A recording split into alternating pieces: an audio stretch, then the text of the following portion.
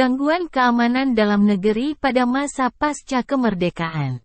Sepanjang sejarah perjalanan bangsa Indonesia telah beberapa kali pemberontakan dan kasus separatisme, di antaranya adalah 1. Pemberontakan PKI Madiun yang dipimpin oleh Musso. Peristiwa ini terjadi di kota Madiun, Jawa Timur pada bulan September sampai Desember tahun 1948. Peristiwa ini disebabkan oleh terbentuknya FDR, Front Demokrasi Rakyat, yang dipimpin oleh Amir Syarifuddin, kedatangan Musso dari Uni Soviet yang membawa paham komunis, dan adanya kerjasama antara Musso dan Amir Syarifuddin. Gerakan ini dipimpin oleh Musso dan Amir Syarifuddin sebagai pemimpin FDR. Berawal dari upaya FDR untuk menjatuhkan Kabinet Hatta. Kegiatan FDR mendapat dukungan dari PKI yang dipimpin oleh Musso.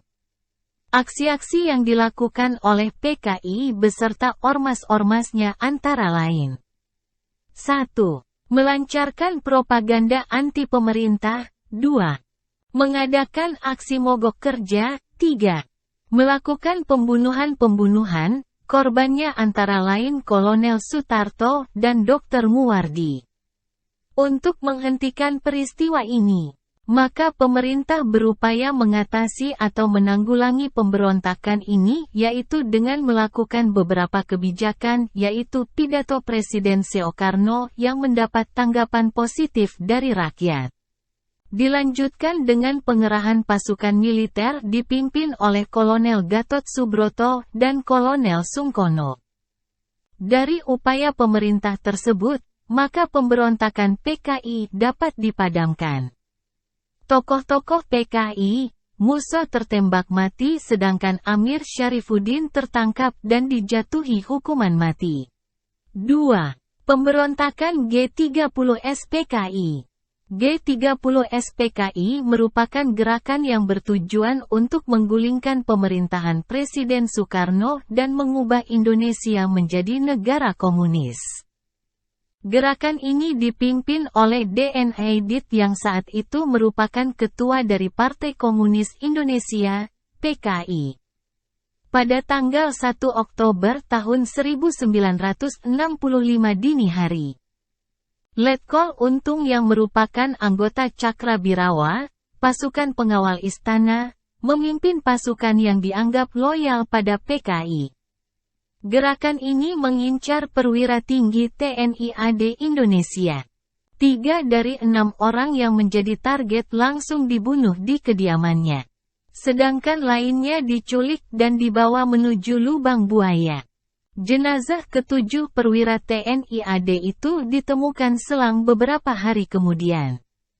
Pejabat tinggi yang menjadi korban meliputi 6 perwira tinggi TNI Angkatan Darat yaitu 1 Letnan Jenderal Anumerta Ahmad Yani, 2 Mayor Jenderal Raden Suprapto, 3 Mayor Jenderal Mas Tirto Darmo Haryono, 4 Mayor Jenderal Siswondo Parman, 5 Brigadir Jenderal Donald Ishak Panjaitan, 6 Brigadir Jenderal Sutoyo Siswodiharjo.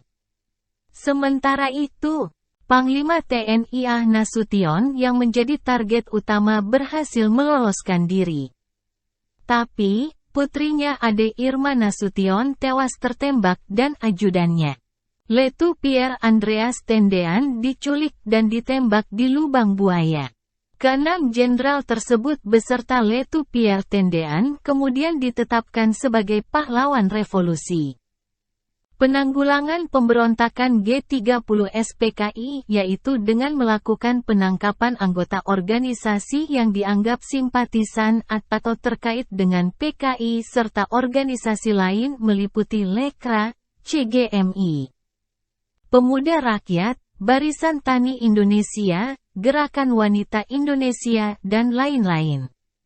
Berbagai kelompok masyarakat juga menghancurkan markas PKI yang ada di berbagai daerah.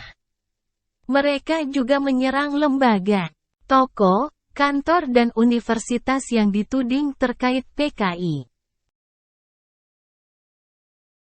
Gangguan keamanan dalam negeri saat ini. Degradasi moral. Indonesia dikenal bukan hanya negara yang sangat indah, namun juga dikenal dengan negara yang sangat ramah dan bermoral. Namun tawuran pelajar, bullying, kasus korupsi, perampokan, narkoba, seks bebas, pelecehan seksual, pembunuhan, kasus mutilasi, dan lain sebagainya yang terjadi saat ini membuat anggapan itu semuanya sirna seketika. Memang tidak dapat dipungkiri dalam suatu kehidupan pasti ada problematika. Namun hal tersebut menandakan masyarakat Indonesia saat ini sedang mengalami gejala degradasi moral.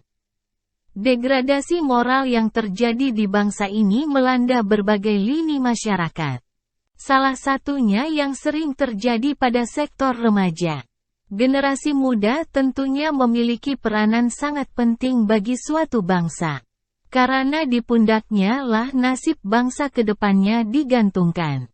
Namun pada kenyataannya kondisi saat ini banyak remaja atau generasi muda yang bersikap amodal dan tentunya jauh dari harapan para pendiri bangsa ini. Degradasi berarti kemunduran, kemerosotan atau penurunan dari suatu hal, sedangkan moral adalah akhlak atau budi pekerti. Degradasi moral merupakan suatu fenomena adanya kemerosotan atas budi pekerti seseorang maupun sekelompok orang. Banyak orang tua siswa yang tidak sepenuhnya mendukung pengajaran yang ada di sekolah. Banyak orang tua siswa yang melaporkan para guru yang memberi sanksi fisik kepada anaknya. Hal tersebut membuat para guru takut untuk memberi sanksi kepada siswa yang bersalah. Sehingga banyak murid yang berani kepada gurunya. Kurangnya pengawasan oleh orang tua terhadap pergaulan anak juga dapat menyebabkan merosotnya moral anak tersebut. Lingkungan sekolah dianggap berperan penting dalam pembentukan moral siswa. Sekolah merupakan lingkungan pendidikan sekunder, yang secara sistematis melaksanakan bimbingan, pengajaran dan latihan dalam rangka membantu siswa supaya mampu mengembangkan potensinya, baik berkenaan dengan aspek moral, spiritual, intelektual, emosional, maupun sosial. Maka dari itu peran sekolah terbilang cukup besar ditambah lagi hampir sepertiga waktu siswa dihabiskan di sekolah. Degradasi moral pada remaja Indonesia dapat diperbaiki apabila orang tua dan pendidik saling berkolaborasi menjalankan perannya dengan baik dan penuh kesadaran dalam hal mendidik remaja saat ini.